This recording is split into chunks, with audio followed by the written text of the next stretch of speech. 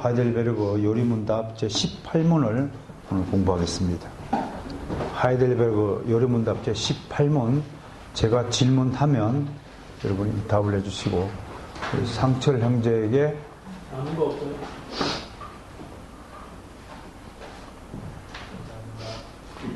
요리문답 18번 제가 질문하면 여러분들이 답변해 주시기를 바랍니다. 다 찾으셨나요? 네. 자, 제18문 그러면 그 중보자 곧 참 하나님이시며 참 사람이시고 진실로 의로우신 분은 누구입니까? 우리 주 예수 그리스도이시다. 그분은 우리를 완전히 자유롭게 하고 하나님 앞에 의로워지도록 하기 위하여 오셨습니다. 아멘. 오늘은 중보자이신 하나님에 대해서 우리가 공부를 좀 해보겠습니다. 예수 그리스도에 관하여 배우는 조직신학을 우리가 기독론 그럽니다. 예수님 누구신가?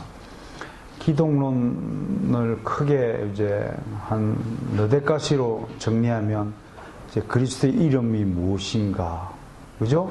그리스도의 이름에 대해서요 명확하게 알아야죠. 그리스도는 무엇인가? 메시아가 뭔가? 기름 부은 자는 것은 도대체 무슨 뜻인가? 또 인자라는 말을 언제 사용하셨는가? 하나님의 아들이라든지 우리 주님이라든지. 근데 가장 사도 바울 신학에서 사도 바울이 가장 즐겨 썼던 호칭은 kyrios, 우리 주 예수 그리스도, 우리 주님 되신다. 그 kyrios, 오늘이 무슨 날입니까? kyrios 데이입니다. 주의 날입니다. 로즈 데이입니다. 학원에 다니는 아이들 이렇게 하면 항상 그 아이들은 아직 복음화 되지 못해서 항상 일요일 그래요. 그럼 내가 일요일이 아니라 주일이란다. 항상 그렇게 고쳐 주는 연습을 시킵니다. 단어 하나가요, 여러분. 우리 사고에 미치는 영향이 그렇게 크기 때문입니다. 두 번째로 우리가 기독론에서 다룬 것이 그리스도의 성질이라고도 하고 인성과 신성을 다루는 속성, 또 양성의 문제, 이 문제를 우리가 기독론에서 중요하게 다룹니다. 그 다음에 이제 그리스도의 신분, 하늘에서 하늘 보좌를 버리시고 이 땅에 오신 것을 뭐라고 하죠? 비하, 휴물티션, 겸손해졌다, 비천해졌다 이런 말이에요. 하나님이 인간이 됐으니까, 그죠? 높은 수준에 있는 사람이 낮은 수준으로 오신 거예요. 그런 측면에서 우리가 교육은 눈높이 교육이다. 그렇죠? 선생이 학생들 수준에 맞춰서 이렇게 가르쳐야 되는 것이 그리스도의 모범에 따르면 하나님이 인간의 수준에 와가지고 인간의 수준에 맞춰서 말씀을 하고 설교를 하고 하는 거잖아요. 제 5등 설교도 여러분 수준에 맞추려고 사실은 무척 노력한다는 점을 꼭 양지해 주시고 잘 새겨드리시기 바랍니다. 그것도 어렵다 그러면 더 낮추겠습니다. 제가 저의 문제입니다. 사실은 하나님은 모세면 모세의 수준에 맞춰서 말씀하시고, 그죠? 아브라함 수준에 맞춰서 이야기하시고 그런단 말이에요. 그러니까 제 식대로 사는 것이 하나님을 믿는 신앙인에게 있어서는 가장 큰 문제하다, 그렇게 볼 수 있을 것입니다. 그 다음에 이제 그리스도의 신분 중에서 부활하신 다음에 하늘로 오르셨다. 승천은 그냥 하늘로 갔지만 신학적으로는 다시 원래 있던 자리로 되도록 갔다. 성귀라고 이야기해요. exaltation. exalt 그러면 높이 오르다, 막 신분이 오르다, 뭐 하늘 위로 오르다, 뭐 물가가 인상되다 할 때도 쓰여지는 단어지만 exaltation인가요? 뭐 그렇게 성귀 원래도 그러니까 come back to your place, 당신의 자리로 원래 돌아간 것을 성귀라고 하는 거예요. 그러니까 우리 기독교는 하나님이 지금 어떻게 성경에 보좌하냐면 어디에 계시냐 그러면 상당히 이제 이게 모든 곳에 계시는 거죠, 그죠? 모든 곳에 계시고 또 신자의 마음 안에도 계시고 특히 또 그 구약으로 보면 자기 지성소에 좌정에 계시고 그 지성소가 무엇을 예표하는 곳이에요? 하늘에 있는 천국의 보좌에 계시다. 저는 좀 여기서 사도 요한이 밤모섬에서 환상 가운데 본 또 천국의 모습들을 보면 눈에 보이는 것으로 지금 나타난 것을 보고 환상 가운데 보고 기록했잖아요. 그 보좌 주변에 누가 있어요? 내생물과 그죠? 내생물 있잖아요. 눈 7개 달리신 막 내생물. 좀 흉측할 것 같아. 눈 7개 달리면 맨날 2개짜리만 쳐다 이렇게 보다가 그렇잖아요. 7개 달린 눈을 보면 그 다음에 24장로가 있는데 우리는 뭐 거기에 못 들어가더라도 좀 앞줄에 앉도록 그죠? 24장로님 가까이 좀 앉도록 이렇게 노력을 해야 되지 않을까. 우스갯소리입니다. 자리가 있는지 없는지는 알 수가 없는 거지만 상상해 보면 그렇다는 거죠. 그러니까 우리 개념 속에는 그게 장소적 개념이라고 오해하면 안 된다는 거예요. 하나님이 보좌에 다 앉아 계시고 거기서 다 둘러본다 이런 개념이 아니란 말이에요. 하나님이 이제 거룩하신 하나님이 계신 곳을 보좌 위에 앉으셨다라고 우리 인간의 언어로는 그렇게밖에 표현할 수 없다는 것을 우리가 좀 알아야 되겠죠. 그죠? 아무튼 보좌 위로 보좌에서 내려오셔서 보좌 위에 갔는데 이제 쉽게 해서 인자는 보좌 우편에 앉으셨다 그러니까 보좌 말고 또 한 자리가 있는 걸로 그렇게 우리가 이제 연상이 되잖아요. 그것도 이제 인간적인 차원에서는 한 자리가 더 있는 것 같지만 삼일째 하나님이 무슨 자리가 그러면 성령 하나님의 자리는 어디 있습니까? 그러면 이제 또 골치 아프잖아요. 그러니까 그런 차원이 아니라는 것을 좀 이해해 주시기 바라고. 그 다음에 이제 네 번째로 기독론에 다뤄야 될 게 그리스도의 직분이에요. 다들 외웠나요? 첫 번째 뭐라고요? 그리스도의 명칭. 두 번째는 성질. 세 번째는 신분. 네 번째는 직분이에요. 직분. 그 유명한 무슨 직? 선지자직, 제사장직, 왕직. 선지자직은 하나님의 말씀을 받아서 대신 백성에게 전해주는 역할을 선지자직이라고 하죠. 그죠? 선지자직이라고 해요. 그 히브리어로 나비 그러죠. 나비 앞에 서서 말하다. 프로크레임이라고 하는데 앞에 서서 백성 앞에 서서 말하는 거죠. 하나님은 당시에 선지자를 통해서 수없는 말씀을 구약 성경을 통해서 말씀했고 또 신약 성경은 사도들을 통해서 말씀하셨고 지금은 뭘 통해서 말씀해요? 기록된 말씀을 통해서 우리가 말씀하신다. 그런데 자꾸 지금도 지가 이제 선지자라고 그러고 지가 또 사도라고 하고 그죠? 지가 무슨 교주라고 하고 또 뭐 제2의 예수라고 하는 우리 사회가 종교다원주의 사회죠? 이것도 아니고 저것도 아닌 거죠? 기독교 국가냐 아니면 그냥 우상숭배 국가가 남아있든지 둘 중에 하나가 돼야 되겠죠. 종래에는. 그렇죠. 참 어려워요. 그러니까 신앙 고백서 같은 내용도 우리하고 좀 감정이 안 맞는 구절이나 표현들이 있어요. 그거는 저쪽 사람들은 기독교밖에 없는 나라에 사는 사람하고 우리처럼 막 눈만 뜨면 막 깎아중하고 막 눈만 뜨면 이게 옷 입은 검은 사제복 입은 사람들하고 이게 어울리며 쳐다보며 살아야 되는 우리 무당들도 엄청나게 많잖아요. 우리 동네는. 무당들도 한결같이 또 그 표시가 꼭 같죠? 불교하고 틀리나요? 무당들? 깃발에? 그 만자 표시를 하지 않나요? 뭐 같은 이웃사촌끼리 지나서 아마 기호도 같은 깃발을 쓰는가 어떤지 모르겠지만 폄하할 생각은 없습니다만 아무튼 그건 좀 다른 것 같아요. 자, 그러면 오늘 중보사역은 어느 직에 속하냐면 바로 제사장직 사역에 속하는 것입니다. 신학적으로 그렇다 하기보다 교리적으로 정리가 됐죠? 기독론에 크게 한 4가지, 5가지가 여기에 이제 추가하려면 기독론의 역사, 2000년 동안에 기독론이 어떤 공격을 받고 왔는지에 대해서 공무원, 그건 이제 제 전공이죠, 그죠? 기독론이 어떤 공격을 받고 있는 기독론 역사에 대해서. 그 다음에 이제 위격에 대한 논쟁점들을 공부하는 것은, 그건 별도로 이제 신학을 더 깊이 아시고 싶으면, 거기 가서 공부를 해보면, 야, 오늘날 우리 손에 쥐고 있는 이 기독론이라는 게 정통 역사적 개혁주의 신학의 이 기독론이 얼마나 귀한 것인가를 알게 된단 말이에요. 그런 공부를 통해서. 자, 제사장직 사역의 크게 두 가지가, 하나는 속죄사역이고, 오른편 속죄사역이고, 왼편은 중보사역이에요. 기억하세요? 그러니까 속죄사역과 중보사역은 직분 중에서 선지자직과 왕직과 제사장직에서 제사장직 직분으로서 행한 사역이 속죄사역과 중보사역이다.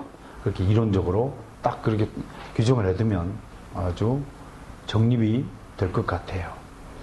그러면 중보가 왜 필요한가? 첫 번째, 중보사역에 대해서 꼭 필요한 첫 번째, 그 중보가 왜 필요한가? 그것은 무슨 뜻이냐? 하나님과 인간 사이의 불화 때문이다. 그렇게 신학적으로 설명해요. 여러 가지로 설명할 수 있겠죠. 그죠? 우리가 범죄 때문에 하나님과 우리 관계가 끊어졌잖아요. 그 중보자라는 것은, 이제, 영어로, mediator라고 하는 중개자 이런 뜻도 있지만, intercess라는 단어가 있어요. 중간에 서서 양쪽을 이어준다 이런 말이에요. 그러니까 다리라는 거예요. 브리지. 한마디로. 중보는. 속죄는 뭐예요? 제사장이 해야 될 거, 우리 죄를 용서받는 일을 담당하는, 그죠? 우리 죄를 들고 하나님 앞에 나왔고, 구약에서는 희생 제사를 통해서 속죄를 했잖아요. 근데 그리스도가 이제 특히 히브리스라든지 이런 언급에 보면 그리스도가 이제 속죄 제사를 완성시켰잖아요. 그죠? 그럴 때는 이제 속죄 사역이지만 그 죄는 사함 받았죠. 그래서 아예 그 얘기는 이쪽 마을과 하나님과 우리 사이에 다리가 완전히 끊어졌어요. 그런데 다리를 잇기 위해서는 이쪽에 하나님이 우리를 용서해야 된다는 거예요. 그래야 이제 돌아오긴다는 거죠. 속죄는 뭐예요? 일단은 죄를 사해준 사역을 대신해주고, 두 번째 뭐예요? 다리 놓는 사역을 중보사역이라고 하는데, 요 차이가 뭐냐면, 속죄사역은 이미 지상에서 다 그리스도가 다 이루어 놓으셨죠. 그죠? 중보사역은 천상으로 승기됐죠. 좀 다시 되돌아갔잖아요. 그러면 신학적으로 중보사역은 천상에서 지금도 하고 있는 중이다라고 하는 것이 좀 다른 것이에요. 다리는 이제 지금도 놓고 있어요. 우리는 이제 우리 다리는 놓여졌죠. 믿습니까? 근데 아직 택자이면서 하나님의 복음의 은혜를 받지 못한 사람들에게는 여전히 주님이 복음을 들리기 위해서 관계를 회복시키는 중보사역을 하고 있다. 이따가 뭐 한번 제가 읽어보겠습니다. 논의하겠습니다만 아무튼 그런 뜻입니다. 즉 속죄사역은 죄인은 하나님께 가까이 갈 수 없다라는 대원칙이 있기 때문에 공의를 만족시키기 위해서는 죄의 문제가 해결되어야 된다. 그래서 먼저 그리스도가 제사장이 되어서 우리의 대제사장이 되어서 제일 먼저 한 것은 우리의 죄의 문제를 해결했다. 그 다음에 문제는 이제 하나님과 관계를 맺도록 해야 된다. 관계가 없으면 무슨 소용이에요? 그렇죠? 우리가 기도해도 관계가 없으면 응답 안 해주시고, 나하고 니하고 관계가 없는데 뭐하러 내가 간섭을 해요? 응? 그렇죠? 이제 그리스도 안에서 있으니까 이제 그런 뜻을 말하는데 좀 살펴볼 것이 좀 몇 가지가 있어요. 중보사역 신학적으로 좀 이때 좀 정비를 좀 해야 되겠습니다. 자, 첫 번째 그리스도의 중보사역에 대해서 첫 번째 우리 알아야 될 것은 그리스도는 지상의 대제사장일 뿐만 아니라 천상에서도 대제사장이다. 어떤 사람은 지상에서만 제사장 역할을 하고 천상에서는 또 끝났다 그러지만 그렇게 않습니다. 동시에 천상의 대제사장이 있습니다. 조금 전에 말씀했습니다만 천상에서도 지금 중보사역을 계속 하고 있습니다. 제사장, 속죄사역을 계속 하고 있다. 그 다음에 두 번째 우리가 중보사역에 있어서 꼭 등장하는 단어가 요한복음 14장 6절 또 26절, 15장 26절, 16장 8절 이런 데서 등장하는 단어가 하나 있어요. 사도 요한이 유일하게 사용하는 단어가 파라클레이토스라는 단어가 있어요. 이걸 우리말로는 보혜사 성령, 성령님을 우리를 보호하고 은혜를 베푸시는 분, 보혜사, 또 우리를 위로해 준다 해서 컴포트, 위로자 이렇게 번역을 하는데 이 파라클레이토스가 다른 성경에서는 어떤 뜻으로 되어 있냐면 advocate라고 해서 이게 뭐냐면 대언자라는 뜻입니다. 대언자라는 뜻입니다. 이게 이제 이거는 두 가지가 하나 있어요. 대언 그러면 첫 번째 나를 지지해 준다. 내 편이 되는 말이에요. 나를 지지해 준다. 두 번째는 내 불리한 점을 변호해 준다. 특히 성경에서 요 변호라는 것은 사탄이가 나를 참소할 때에 그리스도가 나의 변호사가 돼가지고 내 입장을 변호해 주는 거예요. 왜? 나는 사탄의 지식에 한참 못 미치니까 사탄이가 고차원적으로 다 꾸며가지고 하는 나를 참소하면 나는 내 스스로를 방어할 능력이 나한테 없는 거야. 그때 파라클레이토스와 그리스도께서 파라클레이토스가 되어가지고 내 대신에 사탄아이가 탁 한다는 거예요. 우리 그걸 스가랴상 가봅시다. 구약 성경 저울 뒤에 있죠. 말라기 앞에가 스가랴 쓰죠.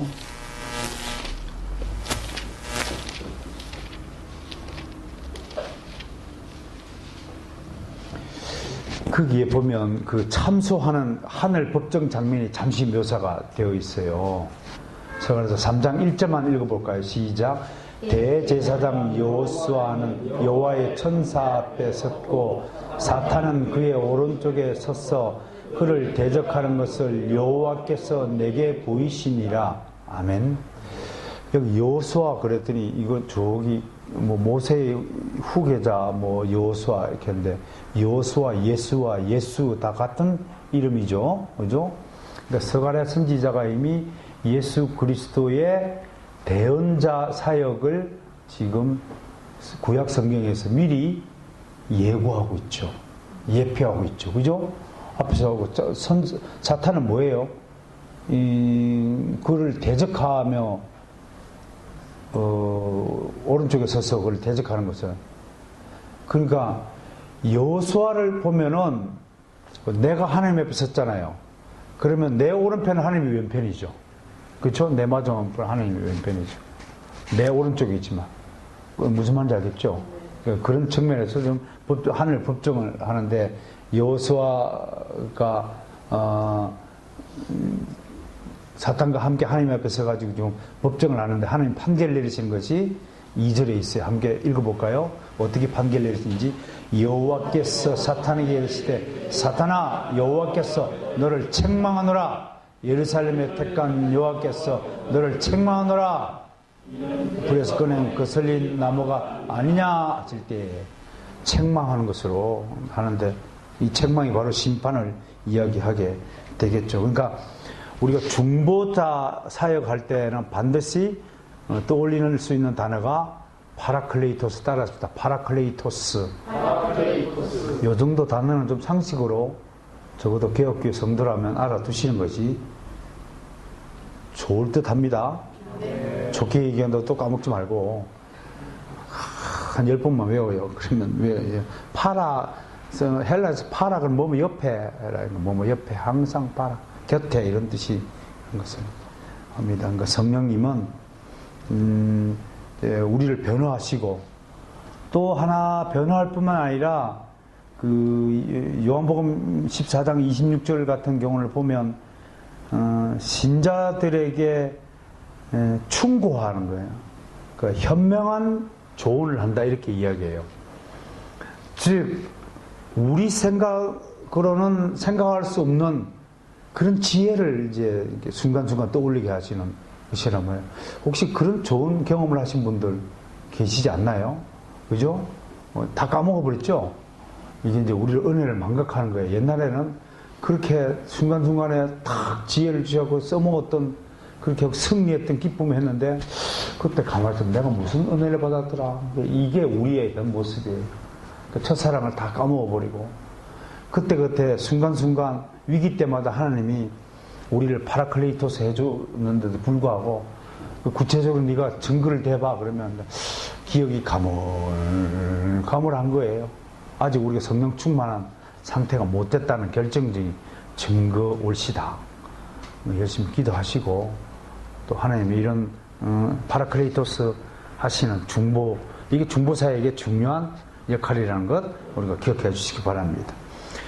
그러므로 우리가 또 세 번째로 우리가 중보사역을 알아봐야 될 것은 이제 금방 설명했듯이 속죄사역과 중보사역은 뗄래야 뗄 수 없는 불가분의 관계라는 사실을 이제 알 수가 있겠죠.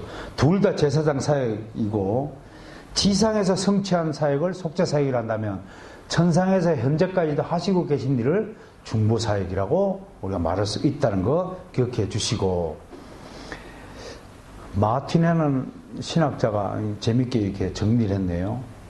중보의 본질은 속죄이며 속죄는 본질상 중보다.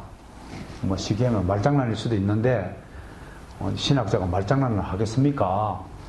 그러니까 둘 다 굉장히 둘이 서로 본질이라는 거예요.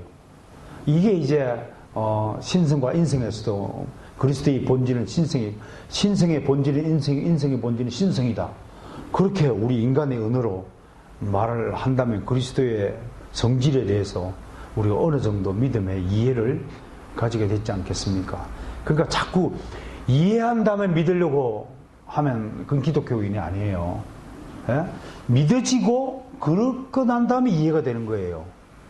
제가 이제 야구를 좋아하는데 아무도 야구 이론을 다 배우고 야구를 좋아하는 사람이 없어요.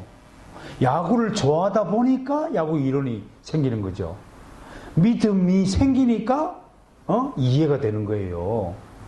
요게 기독교라는 사실을 좀 명확히 했으면 좋겠어요. 그러니까 인간의 이성은 자꾸 이해부터 먼저 하려고 그래요. 내 상식적으로 납득이 돼야, 내가 이해가 되고 납득이 돼야 인간은 반응하고 행동하려고 하는 속성이 있어요.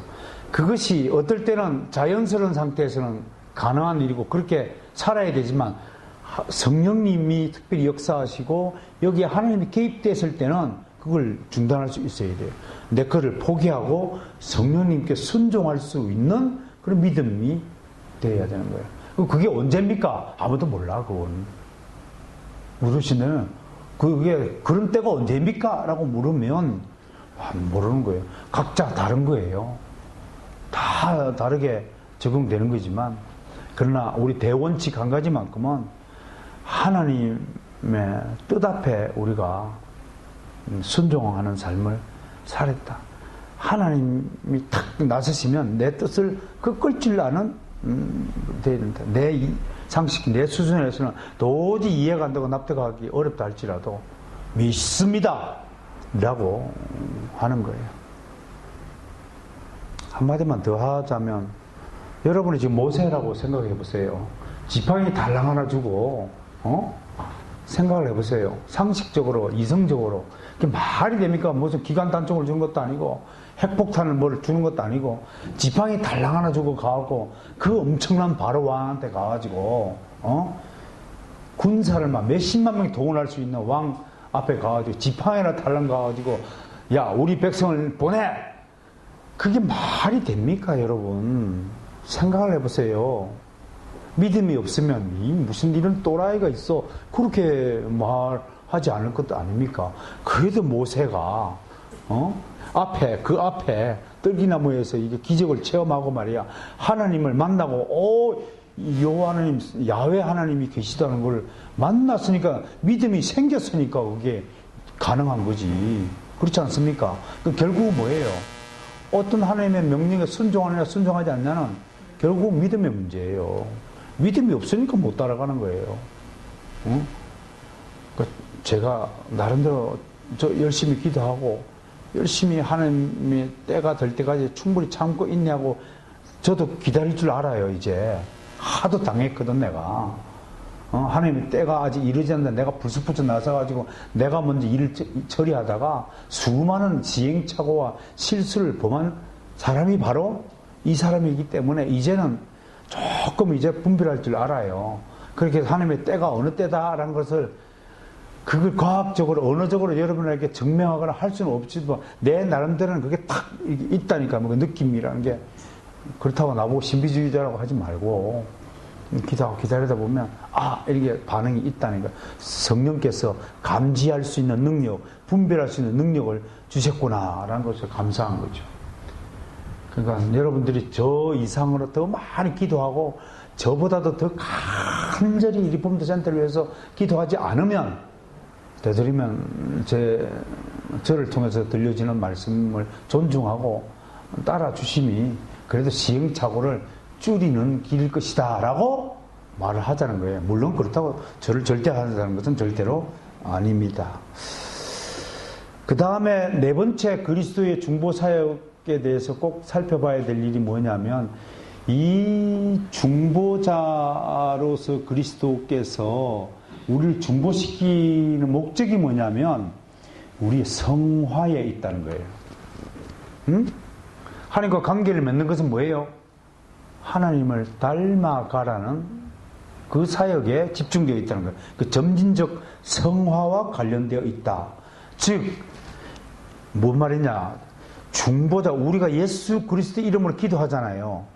예수 그리스도 이름으로 기도하는데 우리의 기도 내용은 사실은 굉장히 조잡하고 수준 미달이고 내용이 한계가 있고 그렇잖아요. 그런데 이 기도를, 그런 기도가 올라가면 하나님이 혹시 안 받으실까봐 성령께서, 그리스도께서 이때 중보자로서 우리의 기도를 거룩하게 만들어주시는 거예요. 즉 하나님이 받으실 만한 기도를 만들어주시는 사역을 한다. 이게 기도의 성화라고 하는 거죠. 우리의 삶도 마찬가지겠죠. 우리는 너무 욕심이 연약하여서 거룩한 삶을 살지 못하지만 그리스도께서 지금 중보자로서 우리를 성령을 통해서 우리가 거룩한 삶을 살도록 중개한다는 거예요. 인도한다는 거예요. 그런 것이 중보자 사역에 마찬가지. 지금 예배 시간도 마찬가지예요. 우리는 도저히 우리 육신의 한계, 우리 육신의 수준으로는 하나님이 인정할 만한 합당한 로키아, 리저너블 이렇게 번역되어 있는데 합당한 예배를 드릴 수가 없는 존재예요. 지금 우리가 그나마 그래도 좋은 것을 참고 지금 예배 드리기 싫은 것도 억지로 눌러가며 이 자리에 앉아 있는 것도 사실은 그리스도께서 천상에서 중보자의 자격으로 우리에게 은혜를 베풀어 주시고 우리 마음에 거룩한 마음을 불러일으켜서 그래도 예배는 드려야지. 주일날 예배 빠트려 먹으면 그거는 좀 이상하지 않아? 라고 내 마음에 자꾸 생각을 불어넣어 주시는 그런 사역들을 우리가 점진적 성화와 관련된 중보사역이다 라고 말하잖아요. 베드로전서 2장 4절 5절에 그리스도로 말미암아 우리가 신령한 제사를 드릴 수 있다라는 구절이 있어요. 한번 찾아서 읽어볼까요? 베드로전서. 참 우리의 사도들은 어쩌면 이런 진리를 알게 되었을까?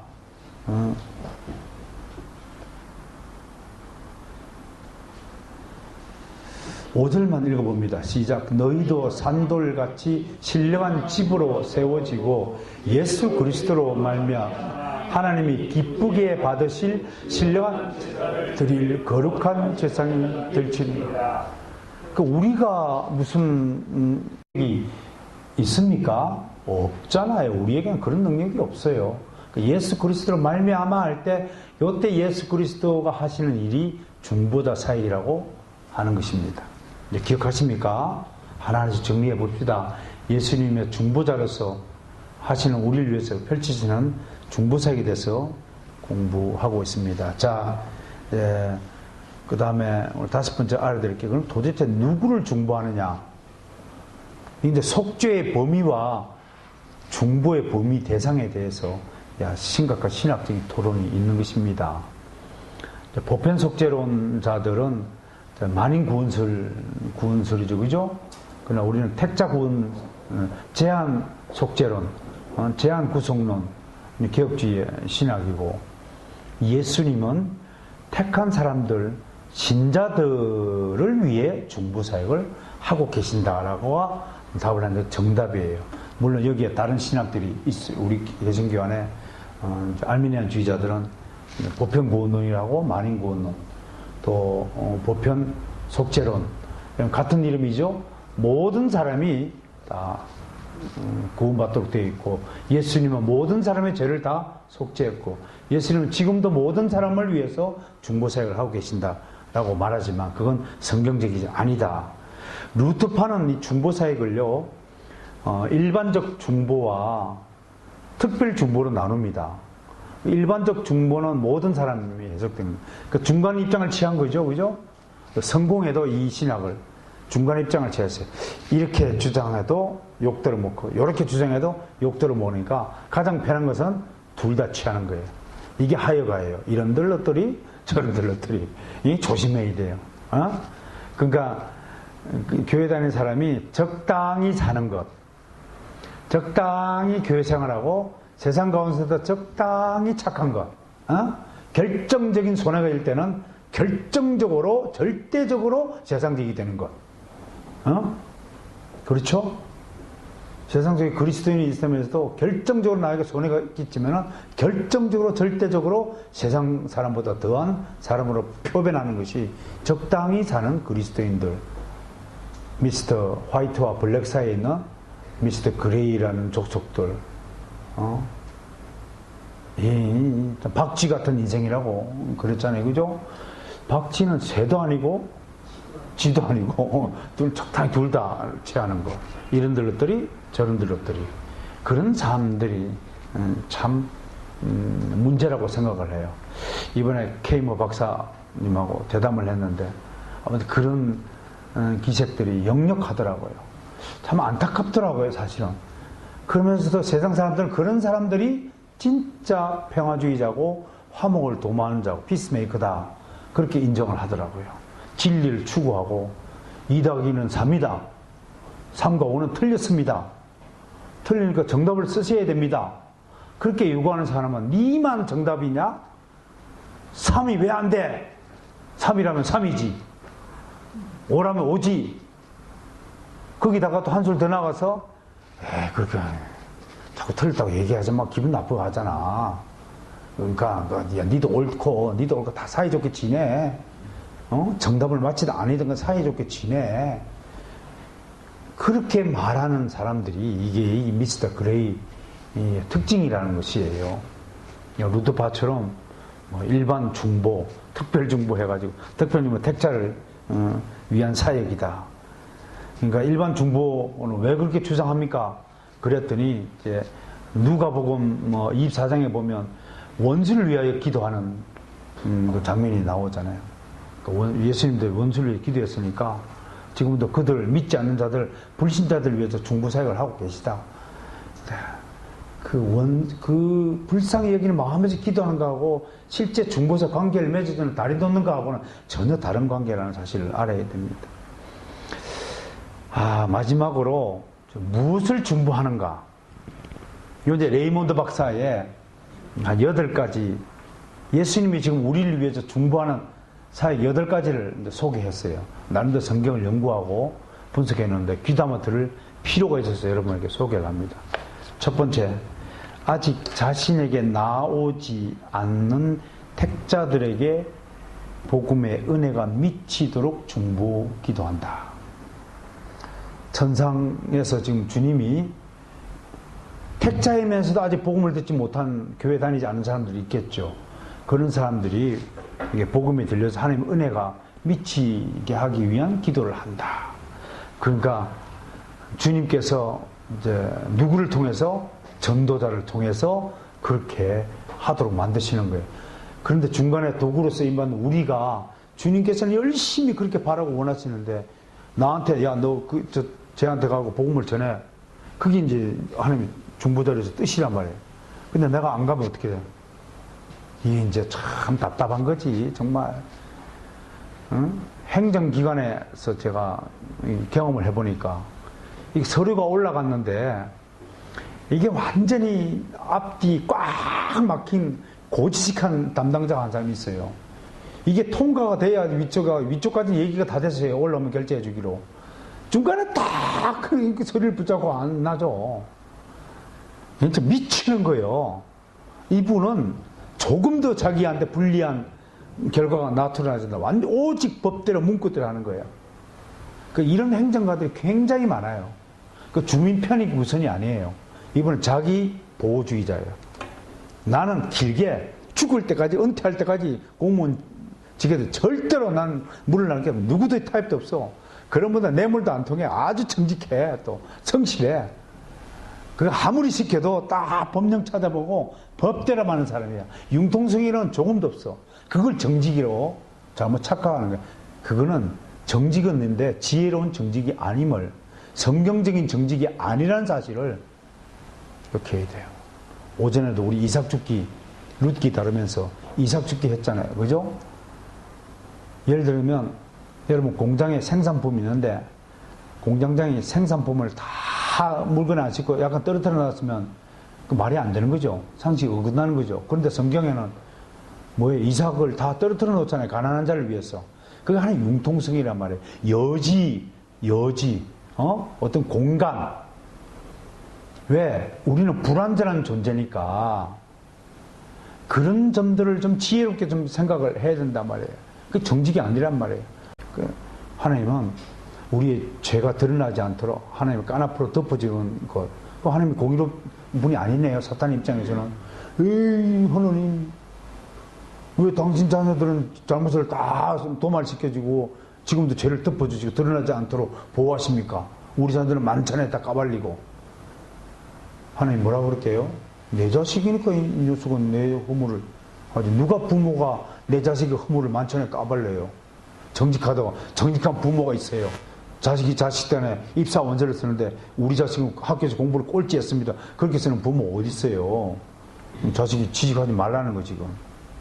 이제 그렇듯이 그런 점을 좀 이해해 주시고, 두 번째, 이미 주님께 나온 사람들이 나날이 짓는 죄를 용서받도록 기도해 주신다. 세 번째, 칭의의 열매가 계속 그들에게 베풀어지는 체험을 하도록, 칭의의 체험을 하도록 기도하십니다. 체험 참 중요합니다. 성령의 체험을 하신 여러분 되시기를 저는 축원합니다. 네 번째, 신자들이 사탄의 시험과 참소로부터 보호되도록 지금 중보하신다. 다섯 번째, 성도들이 점차적으로 매일 성화되어도록 중보하신다. 그러니까 여러분, 인격적인 발전이 얼마나 주님을 기쁘게 하는 일인가를 이런 구절을 통해서 우리가 좀 다짐해야 됩니다. 10년 전이나 지금이나 말하는 게 꼭 같고 생각하는 게 꼭 같고 그 수준이면 주님이 얼마나 슬퍼하신다는 사실을 좀 알자라고 강조하는 거예요. 여러분들의 자식이 10살 때까지만 딱 크고 그 뒤로 갑자기 성장이 멈춰가지고 남들은 25세, 26세 건장한 청년을 자랐는데 이게 생각하는 게 10살짜리가 여전히 수준에 머물러 있으면 그것보다 안타까운 사연이 어디 있겠어요. 주님 앞에 우리가 신앙의 성장하지 못하는 사람을 이와 같이 비유할 수 있지 않겠습니까? 좀 달라져야죠. 좀 수준이 높아져야죠. 내가 늘 강조하잖아요. 정말 수준 낮은 사람들 보면 복장이 터져요. 그것을 주님이 다 참고 계신다는 걸 알게 될 때마다 나도 참아야지. 그러지만 분명한 것은요, 그게 기쁨이 아니라 주님을 안타깝게 한다는 사실만큼은 분명한 거예요. 깨달으시길 바랍니다. 우리의 성장하지 못함이, 우리의 신앙의 변화가 없는, 성숙하지 못함이, 성화가 없는 삶이 얼마나 주님을 안타깝게 하는 건지, 절대로 그게 주님을 기쁘게 하는 일이 아니라는 사실을 우리가 인정해야 됩니다. 그 다음에 6번째, 천국과의 영적 교통이 지속되도록. 야, 이것도 참 은혜로운 말씀이네요.